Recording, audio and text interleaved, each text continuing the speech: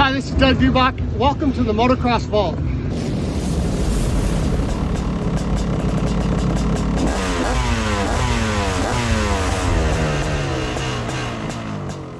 Hello and welcome back to the Motocross Vault. My name is Tony Blazier, and what this video is going to cover is a look back at the 1985 CR250R. This is, in my opinion, one of the best looking machines ever built. Certainly one of the best looking machines of the 80s. Gorgeous bike. I remember when it came out, I thought the thing was just awesome looking. The 84 machine was still a good looking bike as well, but I think this 85, 86 era is really kind of one of the most iconic designs of the 80s, and Honda really knocked it out of the park in terms of styling here in this era.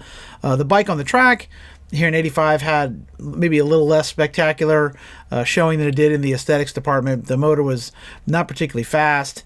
The suspension was not particularly good, but it was a improvement in some ways over 84, but really a big setback in others. It was kind of a mixed bag here in 85. I think a lot of people still think of it as a really iconic machine because it is very, very similar in terms of styling to the awesome 86 model, but the 86 was exponentially better in motor, suspension performance, pretty much in every way. The 85 and 86 look almost the same, but the performance on the track was not at all the same. If you like this sort of thing, make sure you check out some of the other videos I have on my channel. I have several ones covering all kinds of motocross machines from 500 to 80, including off-road and ATVs as well. I'd love you to check some of those out and share them on social media with some of your friends if they like this sort of content. If you'd like to support what I do, I have Motocross Vault merch available on my Teespring store. I'm going to put a link here in the description. I have designs covering all the manufacturers, stuff from motocross, off-road, and ATVs. Even have some bikes in the back of trucks. And if you'd like me to do something custom for you, please feel free to hit me up. I'm happy to do a custom design with your name and number on the back of your jersey or something like that as well. So here, without further ado, is a look back at Honda's all-new 1985 CR250R. In 1984, Honda's Deuce and a Half featured the fastest motor in the 250 division. The fire-breathing 246cc mill rocketed out of turns with an explosive mid-range blast that just kept on pulling until the CR was at the front. It was head and shoulders faster than the other machines in the class and a huge advantage on the track. With its impressive horsepower advantage, the CR was a unanimous pick for the best 250 in Motocross Magazine shootouts despite its mediocre suspension and suspect reliability. Today, Honda's brand is synonymous with reliability, but its motocross machines were not always the paragons of dependability they are today. In the early 80s, all the brands faced reliability and developmental issues as engineers pushed the boundaries of design and performance. Long travel suspension, liquid cooling, and variable exhaust ports all boosted performance, while also introducing new engineering challenges to be overcome. In 1984, Honda's motor team nailed the performance end of the equation but fell far short on the durability end of the scale. The new motor introduced Honda's first power valve in the form of an exhaust subchamber built into the side of the cylinder, designed to boost low-end torque by increasing head pipe volume at low RPM. Dubbed the Automatic Torque Amplification Chamber, or ATAC, Honda's system did not alter exhaust port timing, but rather focused on fine-tuning power by allowing the stock expansion chamber to act as two different pipes in one. Aside from the ATAC, Honda's 1984 CR250R motor was quite conventional for the time, with liquid cooling, a solid-state CDI electronic ignition, a 6-pedal cylinder reed intake, and a 36mm round slide Keihin carburetor. When designing the 84 motor update, one fateful decision Honda's engineers made was to enlarge the main exhaust port and eliminate the 83 model's support bridge. This was done to improve exhaust flow and increase top-end power. They also hollowed out the crank and lightened it considerably to increase the motor's response. On the dyno, these changes proved to be a tremendous success, but riders quickly found that the increased power came with a commensurate drop in reliability. The large non-bridged exhaust port caused rings to snag and pistons to crack, and the new lighter crank liked to spin its main bearings. Hard-ridden CRs also suffered from transmission issues that further soured riders on the Red Ripper's charms. While it was running, it was amazing, but keeping it in one piece was often a challenge. The 84 motor's many reliability issues were well documented, and Honda went into the 85 redesign with aims of improving its power delivery and exercising its many mechanical gremlins. The 84 motor was an all-new design, adding the ATAC system and reversing the position of the output shaft and kickstarter.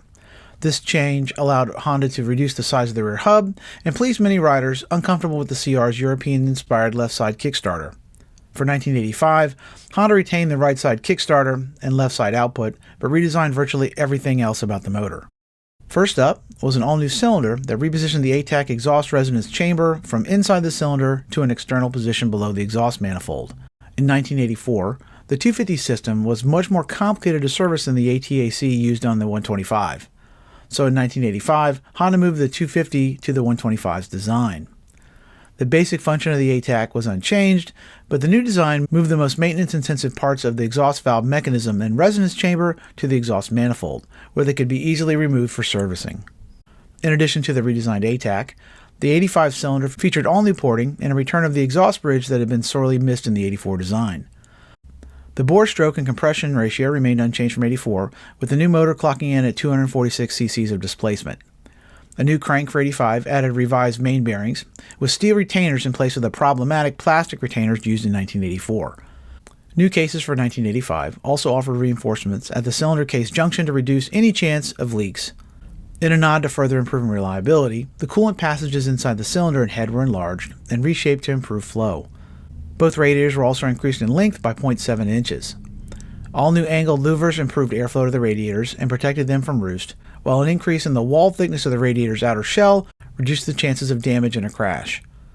A third mount was also added to each radiator for improved durability and crash resistance. An all-new coolant line was injection molded into one piece instead of using three separate lines to increase durability and lessen the chances of a leak.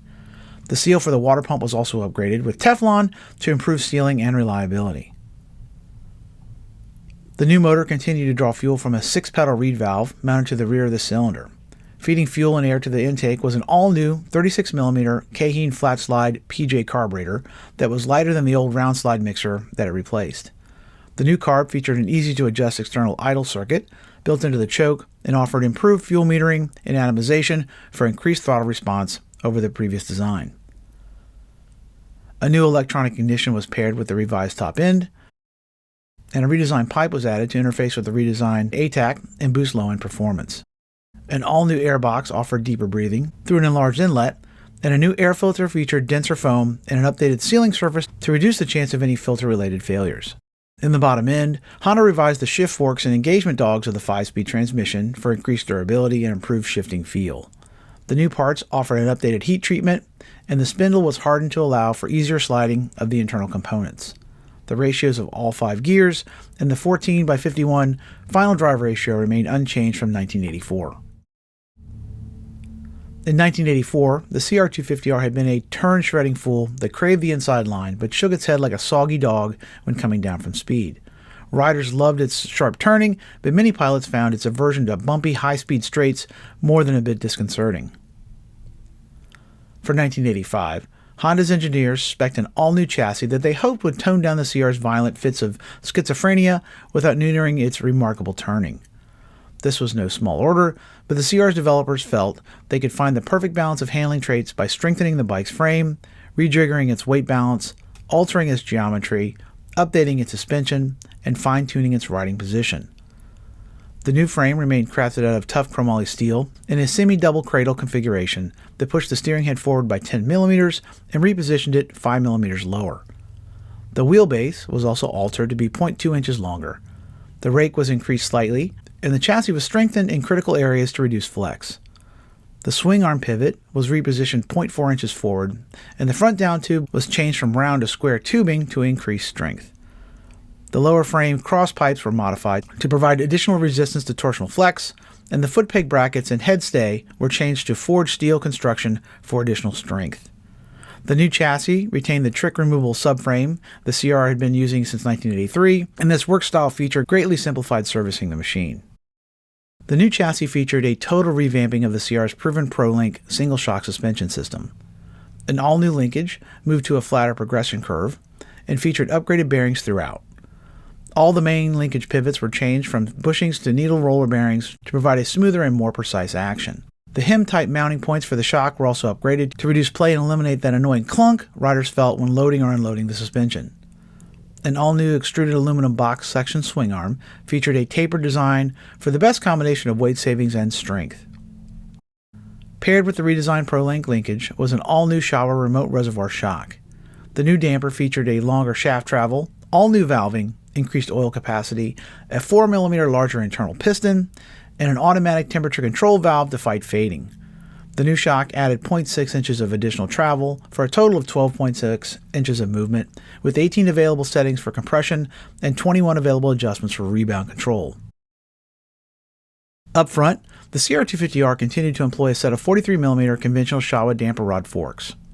At this point in time, Showa's revolutionary Works-type cartridge damper system was still a year away from its debut on the CR250R.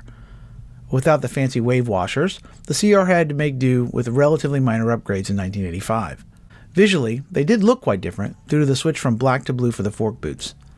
This mimicked the look of the Works Hondas in '84 and better matched the seat and other graphics on the '85 machine. Fork boots aside, however, the Showa components were largely unchanged aside from some minor updates to the valving.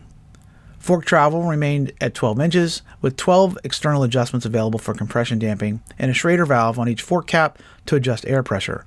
Rebound control was not externally selectable in 1985. Visually, the most significant update to the '85 machine was its redesigned bodywork. Aside from the front fender and number plate, all of the CR's bodywork was significantly updated for 1985.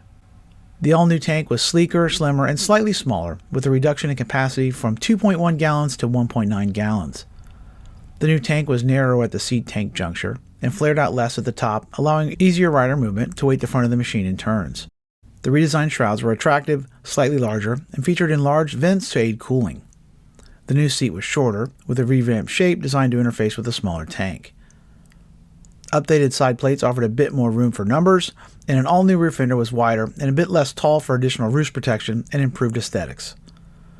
The iconic Honda wing graphic remained on the shrouds, but its appearance was altered with a switch from the traditional yellow to an all-new red, white, and blue motif that worked very well with the CR's new fork boots and Works bike styling. The '84 CR's brakes were some of the best in the business, but even Honda fanboys had to admit the rear drum's annoying habit of squealing when hot was not a selling point. For 1985, Honda upgraded the rear drum by replacing the magnesium shoes used in '84 with aluminum replacements they claimed would stop the constant squealing. Up front, the CR continued to offer the only dual-piston disc stopper in the class, and it once again promised to deliver Works bike power and feel. All new wheels for '85 featured larger spokes and beefed-up axles to prevent the wheel issues some hard-ridden CRs had experienced the year before. Lastly, an all-new 3-piece throttle housing promised to make servicing the throttle and replacing the cable easier in 1985. On the track, the all-new CR250R proved to be a significant downgrade in the minds of most testers. In the search for more torque and improved reliability, Honda's engineers neutered the CR's most significant performance advantage, and that made it a hard sell to racers expecting an improved version of the rocket-fast '84 machine. Unlike the old engine, which hit hard in the mid-range and pulled to the moon, this new version was more like a Massey Ferguson than a Ferrari. The revamped ATAC mill put all of its ponies down low, with tons of grunt and virtually no rev. It was an absolute tractor out of the hole, with instant snap that rocketed the CR out of tight turns, but once it pulled past the mid-range, the party was all over. Just about the point where the old machine was getting started, this new CR was ready to throw in the towel. If you tried to rev it out, it just made more noise and lost speed, like you had sucked a chipmunk into the carburetor. It was all torque and no rev, and most racers felt it was a serious downgrade from the year before. Some novices did like its grunty delivery, but there was no getting around the reality that the new motor was slow. When Motocross Action pitted a brand new '84 CR250 against the revamped '85, the old machine dusted it every time. Unfortunately for the CR, the outcome was not any better when facing its '85 rivals. The '85 Yamaha offered a similar grunt down low, but romped on the CR in the mid-range and pulled farther on top. The Kawasaki lacked the low-end punch of the Honda and Yamaha, but made up for it with tons of mid-range and a strong pull on top.